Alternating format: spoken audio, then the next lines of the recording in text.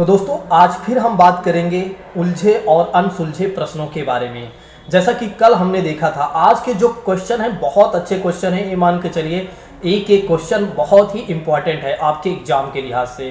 तो दोस्तों एक एक प्रश्न को हमारे साथ सॉल्व करते चलिए और जो चीज़ें आपको ना आया आप पूछते चलिए। लेकिन क्लास शुरू करने से पहले एक और बातें मैं कहना चाहूँगा। यदि आप नए हैं तो आप क्या करें, चैनल को सब्सक्राइब कर लें। यदि आप पुराने हैं तो दूसरों को आप शेयर कर दें।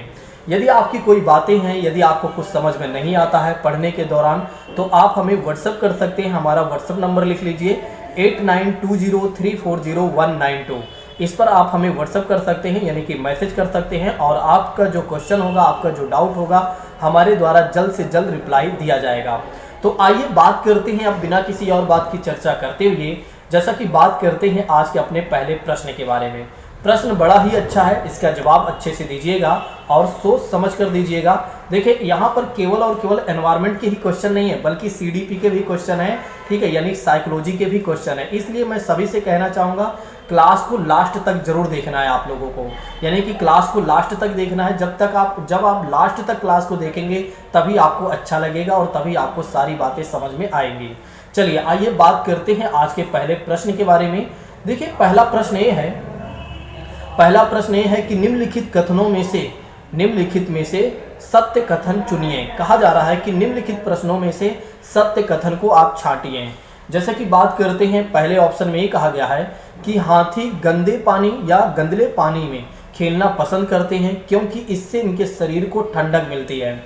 देखिए हाथी जो है गंदे पानी या गंदले पानी में खेलना पसंद करते हैं क्योंकि इससे क्या होता है, इनके शरीर को ठंडक मिलती है। पहला ऑप्शन ये है। दूसरा ऑप्शन ये है कि अधिकांश हाथी दिन में लगभग 10 घंटे आराम करना और सोना पसंद करते हैं। दूसरा ऑप्शन ए है।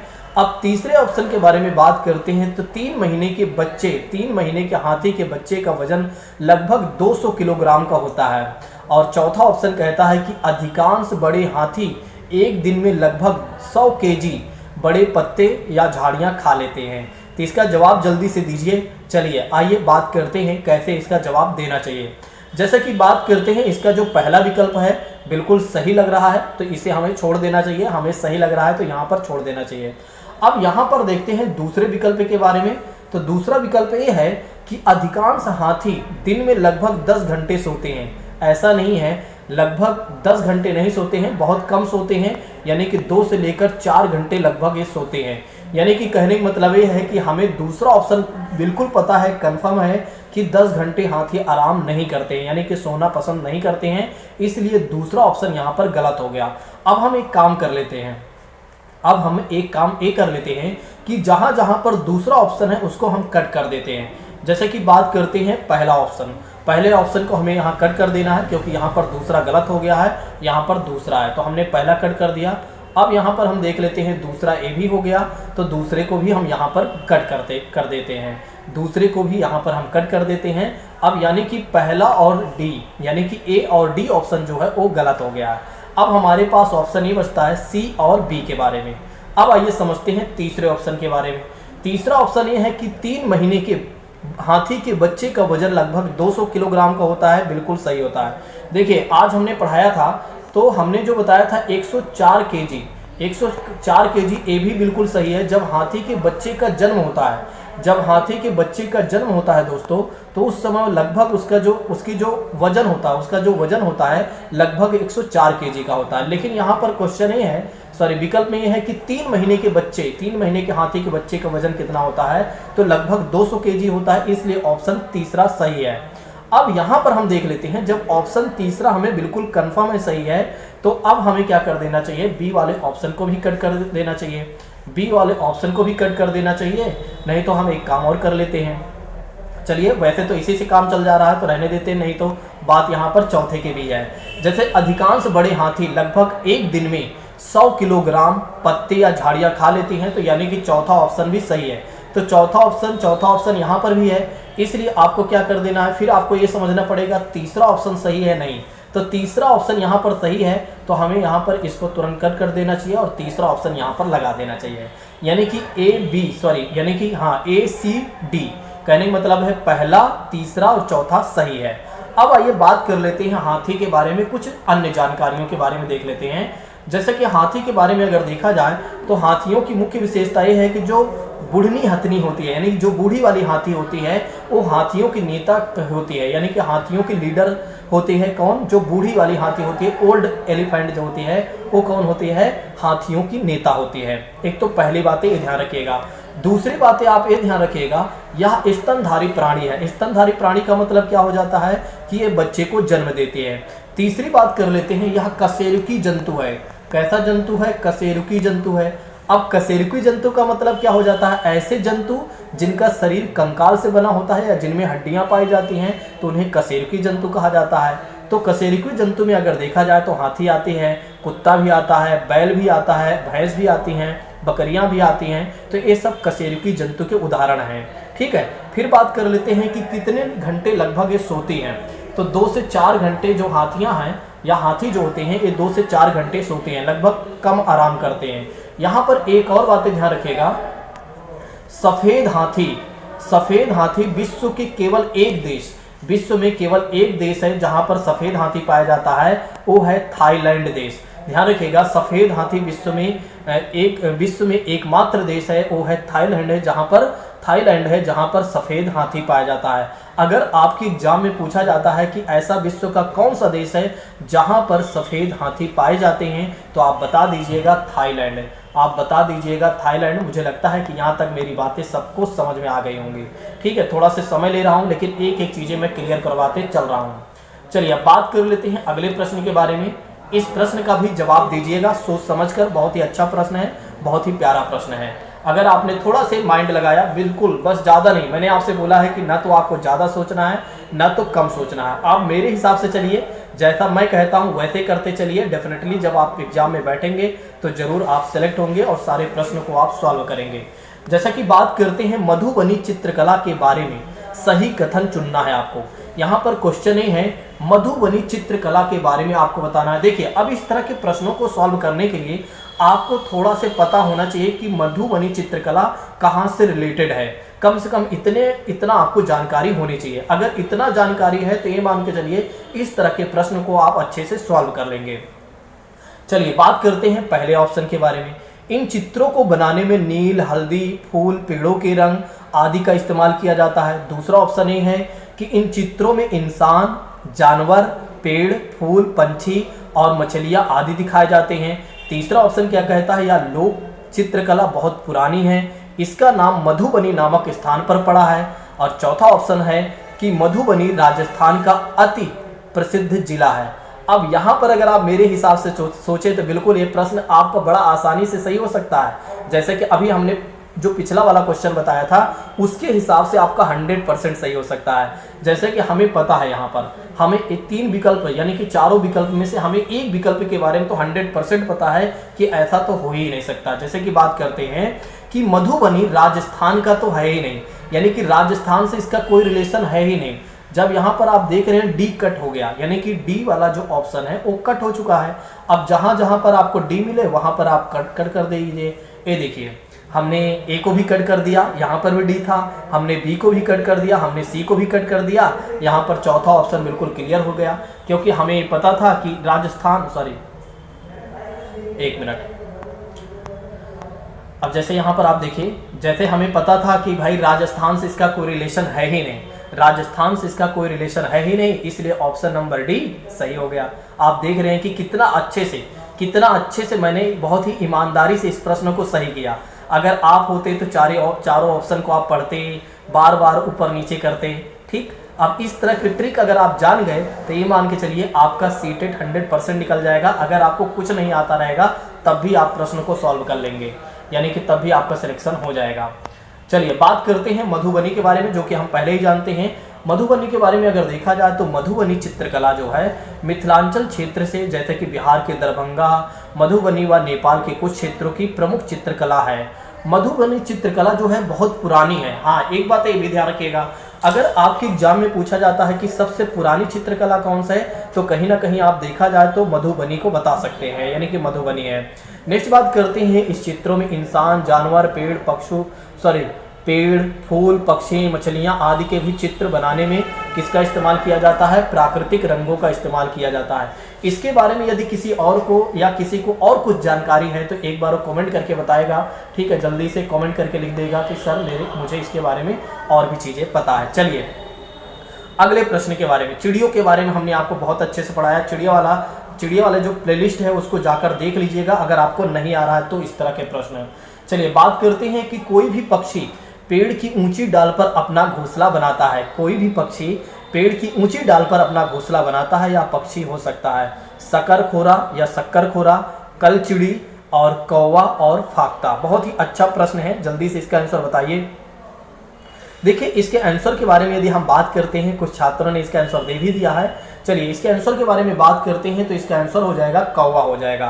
कौवा के ही पेड़ में क्या होता है, कौवे के ही घोंसले में आप जानते हैं कि कोयल जो होती है इसमें अंडे देती है, यानी कि अपना अंडा गिरा देती है। कौवे की विशेषता ये भी है, कौवे की जो आवाज़ होती है वो थोड़ा से कड़वी होती है, कठोर होती है, हमने बताया हुआ है पिछली क्लास में। यहाँ पर एक और बातें हमने आपको बताया है कि कौवा जो है अपनी घोंसला जो बनाता है ऊंची डाल पर ही बनाता है। अब शक्करखोरा के बारे में बात करते हैं तो शक्करखोरा का जो घोंसला होता है वो लटका हुआ होता है। शक्करखोरा के बारे में बात करते हैं तो इसका जो घोंसला होता है दोस्तों वो लटका हुआ होता है। अब कलचिड़ी की विशेषता की बात कर लेते हैं। कलचिड़ी की विशेषता ये है कि जो जमीन पर पाए जाने वाले जो पत्थर होते हैं उनके बीच में जो खाली स्थान होता है वहीं पर ये अपना घोंसला बनाते हैं, वहीं पर ये अपने अंडे वगैरह देते हैं।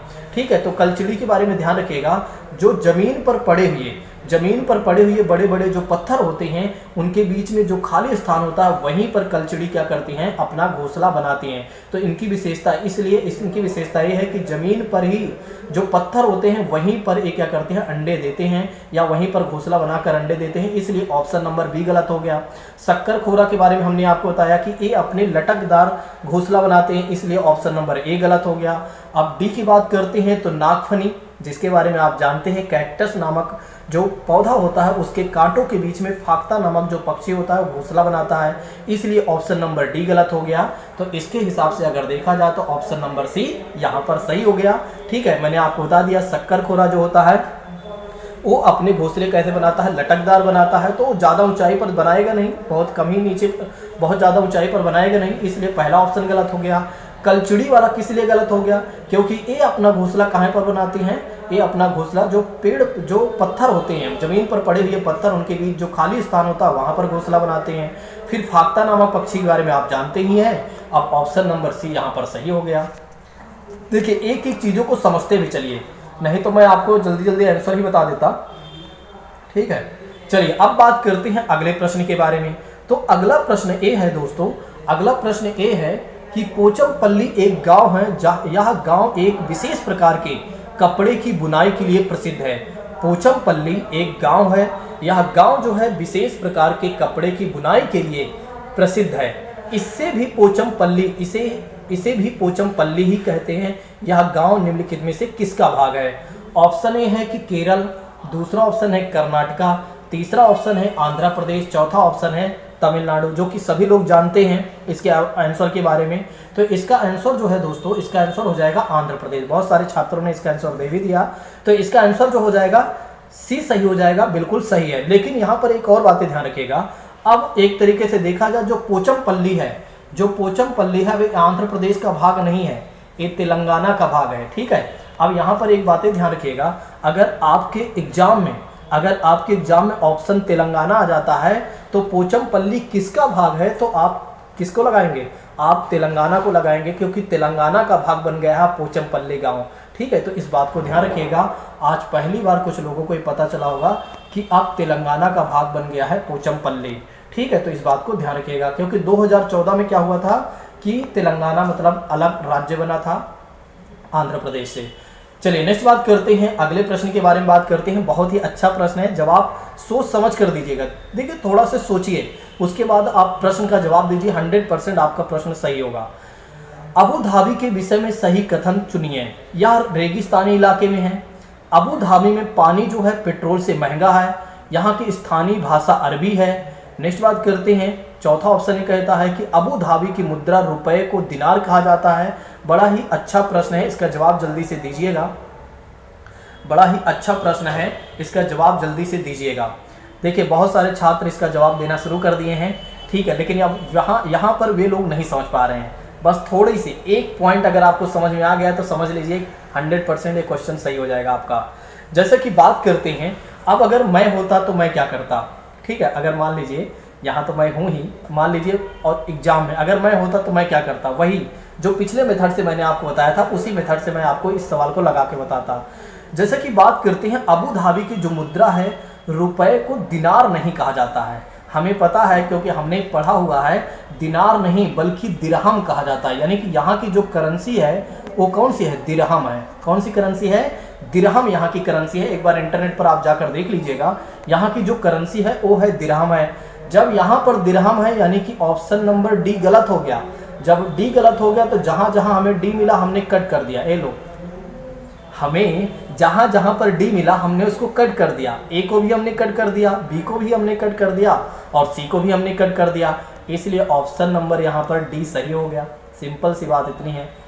बिल्कुल ईमानदारी से आप देखिए कि आपका कैसे क्वेश्चन सही हो रहा है, ठीक है। एक एक क्वेश्चन को देखिए, अब 4 ऑप्शन है, चारों ऑप्शन किसी को नहीं पता होते हैं, चारों ऑप्शन कभी किसी को नहीं पता होते हैं। हमने बहुत सारे एग्जाम दिया, हमने देखा है, ठीक है। मैं इतना पढ़ता भी हूँ, आप भी पढ़ते हैं, आपने भी दिया होगा एग्जाम, ठीक है। पढ़ने के बाद भी मैं एक टीचर भी हूँ, तब भी जबकि मुझे जो है कई विषय बहुत अच्छे से रटे हुए हैं, तब भी चारों विषय हमें नहीं पता होते हैं। लेकिन इसी मेथड से मैं क्या करता हूँ, सारे क्वेश्चन को सॉल्व कर लेता हूँ। बस थोड़ा सी समझदारी बढ़ाइए, आपके सारे क्वेश्चन के आंसर सही हो जाएंगे। चलिए अब बात करते हैं अगले प्रश्न के बारे में। अगला प्रश्न क्या है, जवाब दीजिएगा। अच्छा ही प्रश्न है, बहुत ही शानदार प्रश्न है। कुछ जानवर रात में जागते हैं, कुछ जानवर जो है रात में जागते हैं। एक जानवर जो है हर चीज जिन रंगों में देखते हैं, मतलब कि जो जानवर रात में जागते हैं उन्हें किस प्रकार का कलर दिखाई देता है, बैगनी और नीला, हरा और पीला, काला और सफेद और लाल और संतरे। देखिए अब यहाँ पर आपकी जानकारी काम देगी, अब यहाँ पर आपका फैक्ट काम देगा, ना कि आपका कोई ट्रिक यहाँ काम देने वाला है, ठीक है। यहाँ पर ट्रिक से कोई मतलब नहीं है, आपको पता होना चाहिए, ठीक है। तो रात में जागने वाला जो जंतु होंगे उन्हें क्या दिखाई देगा, कौन से रंग वे देखते हैं, तो काला और सफ़ेद को ज़्यादा वे देखते हैं, यानी कि उन्हें दिखाई देता है। ऑप्शन नंबर तीसरा सही हो जाता है। चलिए अब बात करते हैं इसी के साथ अगले प्रश्न के बारे में, जवाब दीजिएगा, ठीक है। अब इस प्रश्न को आप आसानी से इस प्रश्न को सॉल्व कर सकते हैं, थोड़ा से कॉमन सेंस के आधार पर। मृत सागर जिसे डेड सी कहा जाता है। देखिए डेड सी का मतलब अब यहाँ पर ये नहीं कि मरा हुआ सागर, डेड सी का मतलब मरा हुआ सागर से कोई मतलब नहीं है। यहाँ पर इसका मतलब ये है कि कहीं ना कहीं जो खारा पानी होगा वो ज़्यादा होगा, मतलब कहने का मतलब ये है कि यहाँ पर नमक की मात्रा कहीं ना कहीं हो सकता है ज़्यादा हो, और इसी की वजह से इसे डेड सी कहा गया होगा, ठीक है। आइए समझते हैं, अभी आपको समझ में आ जाएगा। जैसा कि ऑप्शन ए है, ऑप्शन में ये है कि ऐसा सागर जिसका पानी जहरीला होता हो। सोचिए एक बार, अब कुछ लोग तो पहले ही लगा देंगे सर ये तो पहला सही होना चाहिए, क्योंकि मृत सागर मरे हुए की बात करते हैं, तो मरेगा वही जो जहरीला होगा, ठीक है, यानी जो जहर पाएगा। दूसरा ऑप्शन कहता है ऐसा सागर जो सभी महासागरों व सागरों में से ज़्यादा नमकीन है। तीसरा ऑप्शन कहता है ऐसा सागर जिसमें ज्वार भांटे बहुत तीव्र गति से आते हैं, ऐसा सागर जिसमें जहाज चलाना खतरनाक हो सकता है, ठीक है। यहाँ पर बड़ा ही अच्छा प्रश्न है, जवाब दीजिएगा, ठीक है। इस प्रश्न का जवाब जल्दी से दीजिए। कुछ छात्रों ने जवाब देना प्रारंभ कर दिया। देखिए अगर हम पहले प्रश्न के बारे में, चाहे पहले विकल्प के बारे में बात करते हैं तो बिल्कुल गलत है। अब दूसरे विकल्प के बारे में हम थोड़ा सा रुकेंगे, यहाँ पर सही लग रहा है, लेकिन तीसरा विकल्प बिल्कुल गलत है। ऐसा सागर जिसमें ज्वार भाटा बहुत तीव्र आते हैं तो मृत सागर नहीं होगा। फिर बात करते हैं ऐसा सागर जिसमें जहाज चलाना खतरनाक हो सकता है, तो ये भी ऐसा नहीं होगा। बल्कि यहाँ पर अगर देखा जाए, देखिए मृत सागर की एक और विशेषता है, मृत सागर की विशेषता ये है कि यहाँ पर इतना खारा पानी है कि इस पर अगर आप बैठ जाते हैं, यानी कि इसमें आप जाते हैं तो लेट सकते हैं, आराम से आप इंजॉय कर सकते हैं। आपने देखा होगा मृत सागर को, ये कहाँ पाया जाएगा, मृत सागर यानी डेड सी है कहाँ पर, इसका आंसर आप लोग कमेंट बॉक्स में बताइएगा। तो इसका आंसर क्या हो जाएगा, बी सही हो जाएगा। डेड सी का मतलब ऐसा सागर जो सभी सागरों या सभी महासागरों से ज़्यादा नमकीन है। चलिए नेक्स्ट बात करते हैं, यानी कि अगले प्रश्न के बारे में बात करते हैं। यहाँ पर आप देख सकते हैं सारा कुछ दिया गया है, ठीक है, लेकिन अब छोड़ देते हैं। चलिए आगे बढ़ते हैं। जैसा कि हमने आपको सीडीपी के क्वेश्चन करवा दिए हैं, ईवीएस के क्वेश्चन करवा दिया है, मैंने करवा दिया है। अब आइए बात करते हैं सीडीपी के क्वेश्चन के बारे में। थोड़ा से प्रश्न लेंदी है लेकिन जवाब जल्दी से दीजिएगा, अच्छे से, ईमानदारी से। देखिए यहाँ पर कहा गया है केंद्रीय माध्यमिक शिक्षा बोर्ड यानी सीबीएसई द्वारा अपनाए गए प्रगतिशील शिक्षा के प्रतिमान में बच्चों के समाजीकरण जिस प्रकार से किया जाता है उससे अपेक्षा की जा सकती है। प्रगतिशील शिक्षा के बारे में यहाँ पर कहा जा रहा है वे समय नष्ट करने वाली सामाजिक आदतों और प्रकृति का त्याग करें और सीखें कि किस प्रकार अच्छी श्रेणियां पाई जा सकती है, यानी कि स्कोर गुड ग्रेड्स के बारे में बात की जा रही है। क्या प्रगतिशील शिक्षा का उद्देश्य ये है कि यहाँ पर ज़्यादा से ज़्यादा बच्चे स्कोर करें? क्या प्रगतिशील शिक्षा का उद्देश्य ये है कि बच्चे ज़्यादा से ज़्यादा स्कोर करें? सोचिए एक बार। दूसरा ऑप्शन, वे सामूहिक कार्य में सक्रिय भागीदारी का निर्वाह करें तथा सामाजिक कौशल को सीखें। बताइए इसका आंसर क्या होगा? दूसरा ऑप्शन क्या हो सकता है?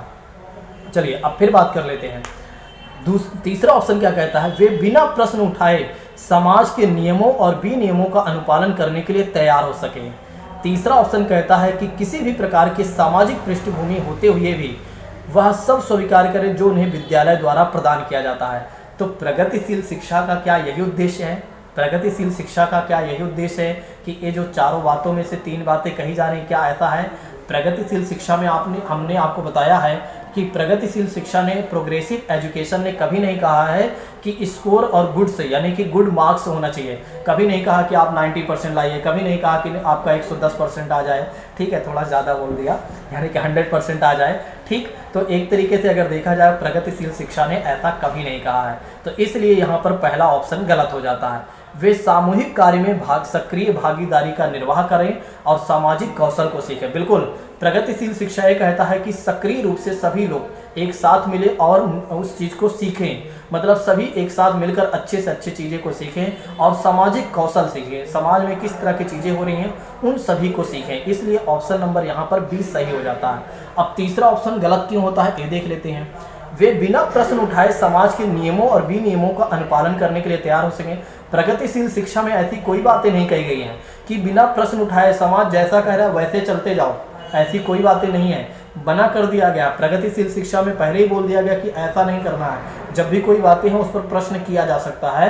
तो ऑप्शन नंबर सी यहाँ गलत हो गया, ठीक है। अब डी क्यों गलत हो रहा है? क्योंकि यहाँ एक कहा गया है किसी भी प्रकार की सामाजिक पृष्ठभूमि होते हुए भी वे वह सब स्वीकार करें जो विद्यालय द्वारा प्रदान किया जाता हो।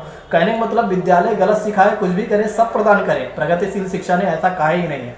प्रोग्रेसिव शिक्षा ने ऐसा मना कर दिया है कि नहीं, बिल्कुल ऐसा नहीं होना चाहिए। इसलिए ऑप्शन नंबर डी भी गलत हो जाता है। तो आप देख रहे हैं कि कैसे प्रश्न को गलत किया जाता है, कैसे विकल्पों को गलत किया जाता है और कैसे सही किया जाता है, मैं आपको बता रहा हूं यहाँ पर, ठीक है। यहाँ पर मेरा एक उद्देश्य है कि आपको मैं ये सिखा सकूं कि कैसे प्रश्नों को सॉल्व करना चाहिए, ठीक है। यहाँ पर मेरा टारगेट ही नहीं कि मैं आपको 100 क्वेश्चन करवा दूँ। मेरा कोई टारगेट यहाँ पर ये नहीं है कि मैं आपको 100-150 क्वेश्चन करवा दूँ, नहीं। मेरा टारगेट ये है कि आपको मैं ये सिखाऊं कि कैसे प्रश्नों को सॉल्व करना चाहिए, कैसे एक तरीके से आप 4 विकल्पों में से एक विकल्प को सही कर लें और 3 विकल्पों को कैसे हटा दें। नहीं तो आप सोच रहे हो बड़ा समय लेकर पढ़ा रहे हैं, ठीक है। इसके पीछे का कोई कारण नहीं है कि मैं जो बड़ा समय ले रहा हूँ, मतलब ज़्यादा समय ले रहा हूँ, उसके पीछे का मूल कारण ये है कि मैं आपको ये सिखा सकूँ कि आपको जो नहीं भी आ रहा है उसको भी आप चाहें तो सॉल्व कर सकते हैं, बस थोड़ा सी माइंड लगाकर। चलिए अब बात करते हैं अगले प्रश्न के बारे में। बड़ा ही अच्छा प्रश्न है, जवाब दीजिएगा। वैसे हमने पढ़ाया हुआ है, जो हमारे यहाँ ऑफलाइन छात्र पढ़ते हैं। निम्नलिखित में से कौन सा वाइगोत्स्की के सामाजिक सांस्कृतिक सिद्धांत पर आधारित है? सक्रिय अनुकूलन, पारस्परिक शिक्षण और संस्कृति निरपेक्ष संज्ञानात्मक विकास, अंतर्दृष्टिपूर्ण अधिगम। बड़ा ही अच्छा प्रश्न है, जवाब दीजिए। बड़ा ही अच्छा प्रश्न है, जवाब दीजिए जल्दी से इसका। देखिए, वाइगोत्स्की के सामाजिक सिद्धांत, सामाजिक सांस्कृतिक सिद्धांत में अगर देखा जाए तो सक्रिय अनुकूलन यानी कि एक्टिव एडोप्टेशन की बात नहीं की गई है।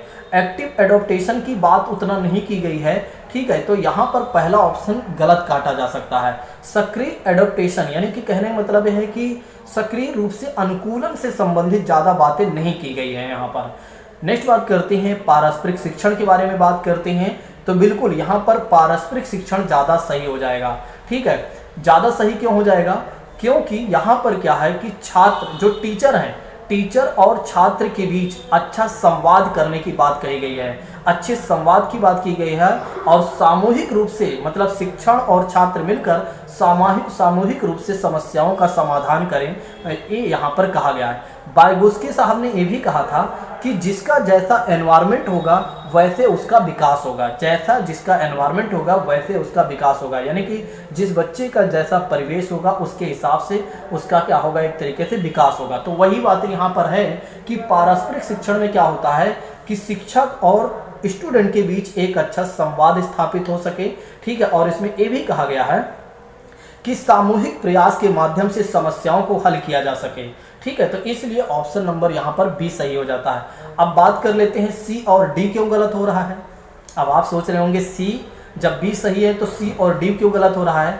यहाँ पर संज्ञानात्मक विकास से रिलेटेड अगर देखा जाए तो इनके बारे में नहीं बताया गया है। जीन पियाजे साहब ने शायद एक तरीके से देखा जाए तो संज्ञानात्मक विकास से रिलेटेड जीन पियाजे साहब ने बताया है, तो इसलिए ऑप्शन नंबर यहाँ पर सी भी गलत हो गया। अब अंतर्दृष्टि के अधिगम से संबंधित देखा जाए तो अंतर्दृष्टि से संबंधित अगर देखा जाए तो जो भी बातें बताई गई हैं इनसाइट थ्योरी के बारे में, जो भी लर्निंग के बारे में बताया गया है, इनसाइट थ्योरी के बारे में जो भी बताया गया है वो कोलवर्ग के द्वारा बताया गया है, ना कि वाइगोत्स्की के द्वारा। इसलिए यहाँ पर ऑप्शन नंबर डी गलत हो जाता है। तो कोलवर्ग के द्वारा ये दो बातें हो गई। आप देख रहे हैं कि कैसे हमने प्रश्न को सही किया, कैसे हमने प्रश्न को थोड़ा सा दिमाग लगाकर हमने सही किया। यहाँ पर हमने नहीं पता था संस्कृत निरपेक्ष हमें नहीं पता था, लेकिन संज्ञानात्मक विकास हमें पता था कि जीन पियाजे साहब इससे रिलेटेड हैं, इसलिए हमने यहाँ पर सी वाला गलत कर दिया। अंतर्दृष्टि अधिगम हमें पूरा नहीं पता था, लेकिन अंतर्दृष्टि हमें पता था, ठीक है, कि इनसाइड थ्योरी जो है कोलवर्ग से रिलेटेड है, इसलिए ऑप्शन नंबर डी हमें काट देना चाहिए। और सक्रिय अनुकूलन का मतलब ये हो जाता है सामाजिक सांस्कृतिक सिद्धांत पर सक्रिय अनुकूलन नहीं बल्कि पारस्परिक शिक्षण यहाँ पर होना चाहिए। तो ऑप्शन नंबर बी को हमने यहाँ पर सही कर दिया। दोस्तों देख रहे हैं कि कैसे प्रश्नों को सही किया जा रहा है, ठीक है। यहाँ पर मेरा सिखाने का उद्देश्य है कि आप सीखे चीज़ों को, ना कि एक तरीके से क्या हो आप जल्दबाजी में सारे प्रश्नों को गलत कर दें। चलिए अगले प्रश्न के बारे में बात करते हैं। तो अगला प्रश्न क्या है, जवाब दीजिएगा। अगला प्रश्न क्या है, थोड़ा से समय ज़्यादा हो जाता है, लेकिन आप जानते हैं कि समय लेने का मतलब मेरा ये है कि मैं आपको अच्छे से सिखा सकूं। 14 वर्षीय देविका अपने आप में पृथक, देखिए 14 वर्ष की देविका जो है अपने आप में पृथक यानी कि अलग सेपरेट स्वनियंत्रित व्यक्ति की भावना को विकसित करने का प्रयास कर रही है। यहाँ पर आप ऐसे समझिए, ए नाम का एक व्यक्ति है, वो 14 वर्ष का है, वो ये सोच रहा है कि मैं फ्री रहूं, मैं इंडिपेंडेंट रहूं, मैं कंट्रोल कर सकूं, मैं जैसा चाहूं वैसा कर सकूं, इस तरह की भावना का वो विकास कर रहा है। उसी तरह से यहाँ पर देविका को रख देते हैं, तो वह किस प्रकार की चीज़ों को विकसित कर रहा है। पहला ऑप्शन क्या है, नियमों के प्रति घृणा उसके अंदर आ रही है। दूसरा ऑप्शन है स्वायत्तता आ रही है, या स्वायत्तता का विकसित करने का प्रयास कर रही है, या किशोरावस्थात्मक अक्खड़पन लाने का प्रयास कर रही है, या एक तरीके से परिपक्वता यानी परिपक्वता के बारे में सोच रही है। सोचिए एक बार कि क्या हो सकता है, थोड़ा से माइंड लगाइए एक बार। चलिए मैं आपको बता देता हूँ।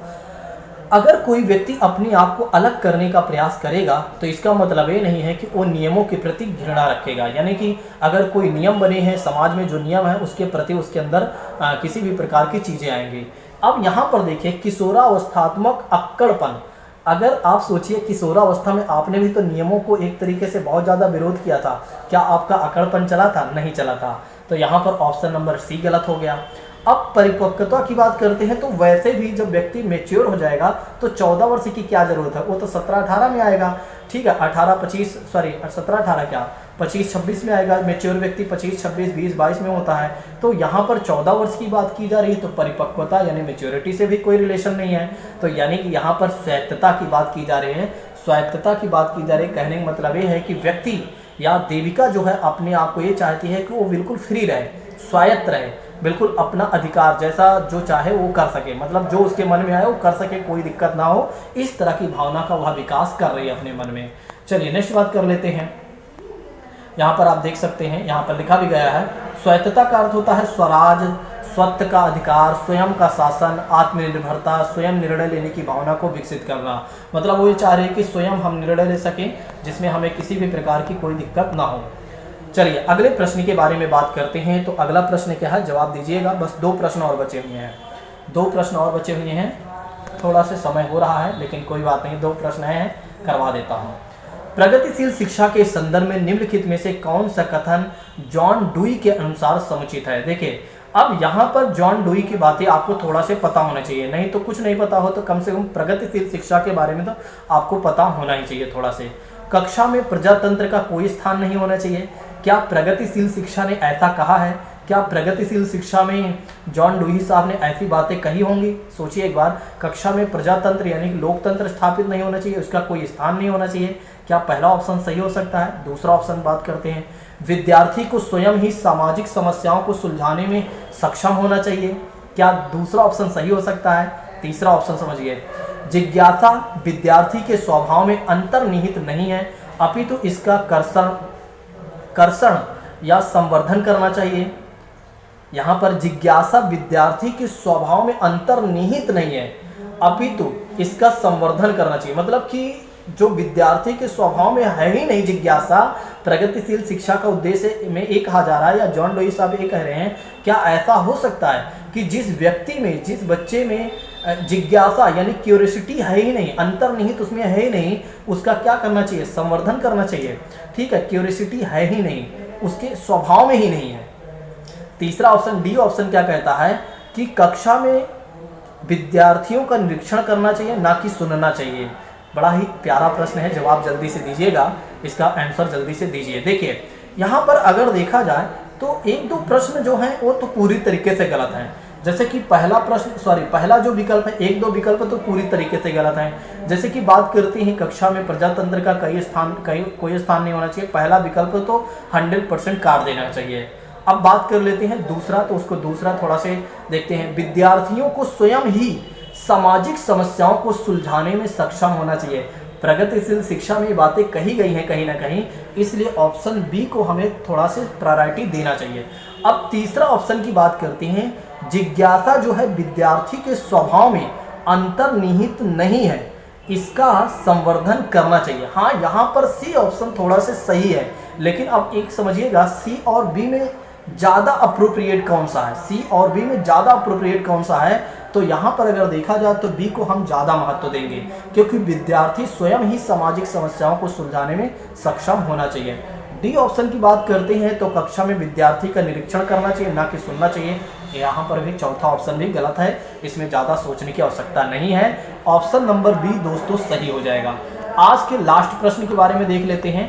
बड़ा ही अच्छा प्रश्न है, कोई छात्र जाएगा नहीं, ठीक है, क्योंकि ये जो प्रश्न है इतना सरल और कठिन दोनों है कि आप अगर ज़्यादा दिमाग लगाएंगे तो गलत हो जाएगा, अगर कम लगाएंगे तब भी गलत हो जाएगा, और आराम से सोचेंगे तो सही हो जाएगा। यानी कि बीच में रहना, मध्यम मार्गी अपनाना। भाषा अवबोधन से संबद्ध विकार है चलाघात, अप्रेक्सिया, पठन वैकल्य यानी पढ़ने से संबंधित, डिस्लेक्सिया, वाक संबंध यानी कि बोलने से संबंधित रोग, भाषागत अफेजिया। बताइएगा इसका आंसर क्या होगा। अब आप सोच रहे होंगे चलाघात का मतलब क्या हो जाता है, चलाघात का मतलब क्या हो जाता है। देखिए चलाघात यानी कि अप्रेक्सिया को ध्यान किया। अब यहाँ पर अंग्रेजी आपकी काम देगी। अप्रेक्सिया में हमने आपको बताया है कि लिखने से संबंधित अगर किसी को प्रॉब्लम है तो अप्रेक्सिया में आएगा। आज हमने इसको पढ़ाया भी था। अगर वो चारों विकल्प का हर एक चीज़ें आप अपने नोट्स में मिलाएंगे इसको रखकर तो आपको सब मिल जाएगा। दूसरा बात करते हैं पठन से संबंधित, अगर देखा जाए तो जिसको क्या है कि दूसरा ऑप्शन क्या है कि पढ़ने से संबंधित समस्या है। दूसरा ऑप्शन ये है कि पढ़ने से संबंधित अगर किसी को समस्या है तो ये है। तीसरा ऑप्शन ये है कि यहाँ पर एक तरीके से बोलने से संबंधित किसी को समस्या है। अब यहाँ पर भाषाघात क्या है, अब आप सोच रहे होंगे ये भाषाघात क्या है। देखिए भाषाघात का मतलब ये हो जाता है जिसको पढ़ने से, लिखने से और बोलने से या लिखे हुए चीज़ों को स्पष्ट रूप से जो नहीं बोल पाता है उसे भाषाघात संबंधी विकार माना जाता है। यानी कि जो तीनों बातें इसमें लिखी गई हैं उन तीनों का समाहित रूप अगर देखा जाए तो कहीं ना कहीं भाषाघात में ही है। इसलिए ऑप्शन नंबर यहाँ पर डी सही हो जा रहा है, क्योंकि तीनों की बातें अंतर्निहित करके भाषा घात में रख दिया गया है। आज आपको एक क्वेश्चन जो हमने कल एक क्वेश्चन बताया था, आपको याद होगा, संवेग में जैसे हमने आपको बताया था कि प्रेम और क्रोध, और एक ऑप्शन और भी था स्नेह और प्रेम, ऐसे बताया था, और फिर उथल पुथल के बारे में हमने आपको बताया था कि उन दोनों की बातों को तीसरे वाले ऑप्शन में रखा गया था। उसी तरह से इन तीनों की बातों को चौथे वाले ऑप्शन में रख दिया गया है। तीनों की बातों को कहीं ना कहीं चौथे ऑप्शन में इंटरलेट कर दिया गया है, जोड़ दिया गया है, इसलिए ऑप्शन नंबर यहाँ पर डी सही हो जाता है। तो दोस्तों, जैसा कि आपने देखा कि ज़्यादा प्रश्न तो मैं सॉल्व नहीं करवाया, यहाँ पर आप देख सकते हैं, ज़्यादा प्रश्न तो मैंने सॉल्व नहीं करवाया, लेकिन हाँ, आपने देखा कि जितने भी प्रश्न मैंने करवाया कि कैसे उन प्रश्नों को सॉल्व करना चाहिए, और कैसे अगर हमें 4 विकल्प में से एक विकल्प भी आ रहा है तब भी हम कैसे आंसर यानी क्वेश्चन को कैसे हम सही कर सकते हैं, यानी कि उनमें से 3 विकल्पों को हम कैसे हटा सकते हैं। तो मैंने इतना बेहतर तरीके से आपको समझा दिया है। और आप सोचिए, अगर इसी तरह से आप दिसंबर तक मेरे साथ लगे रहे तो एक दिन ऐसा आ जाएगा जब आपको कोई प्रश्न नहीं आता रहेगा, तब भी आप सारे प्रश्नों को सॉल्व कर लेंगे। यदि आप लोगों को मेरी बातें अच्छी लगी हों या पढ़ाने का तरीका अच्छा लगा हो तो एक बार कमेंट करके ज़रूर बताइएगा। आप लोग कमेंट नहीं करते हैं, ना लाइक करते हैं, ऐसे ही चले जाते हैं। सोचिए कितनी मेहनत करके मैं आपको क्लास देता हूँ। कम से कम 2 से ढाई घंटे मैं स्वयं पहले मेहनत करता हूँ, उसके बाद ही इस तरह की क्लासेस प्रोवाइड हो पाती हैं। क्योंकि चारों विकल्प के बारे में एक अच्छा दृष्टिकोण पैदा करना होता है, अच्छी चीज़ें सोचना पड़ता है कि कैसे उस विकल्प को एक अप्रोप्रिएट तरीके से कैसे हटाया जा सके। और वही सोच मैं सोच रहा हूँ कि आपके अंदर वो सारे सोच मैं एक तरीके से विकसित करूँ, जिससे कि आप जब एग्जाम में बैठे तो नहीं आ रहे तब भी आप प्रश्नों को सॉल्व कर लें। बाहर निकले तो बिल्कुल आराम से कि सर मेरा तो हो गया, ठीक, मेरा सिलेक्शन पक्का है। चलिए, आज की क्लास को यहीं पर स्थगित करते हैं। थोड़ा समय हमने ज़्यादा ले लिया, इसके लिए सॉरी दोस्तों। Thank you so much. जय हिंद।